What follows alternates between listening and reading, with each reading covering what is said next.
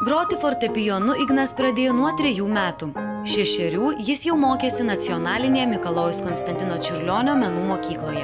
Man tai labai patinka mokytis, matematika labai įdomu, lietuvių, muzikos istorija labai įdomu, solfedžio. Jis labai sunkus mokslas, tai kol kas dar nelabai limpa. Kompozitorius man tai patinka labiausiai Listas, nes jo tokie virtuoziškiausi kūriniai. Dabar Ignas groja Listą. Būtent šio kompozitoriaus kūrybą berniuką įkvepia muziką kurti ir pačiam. Pradedu pabiškį, taip, kaip Listas stengiuosi, tokius virtuoziškus, kad būtų įdomu klausyti. Itin sudėtingus kūrinius Ignas skaldo kaip riešutus, tačiau vaikas nesididžiuoja. Aš taip kuklinuosi, stengiuosi taip nepriimti išdidžiai tų.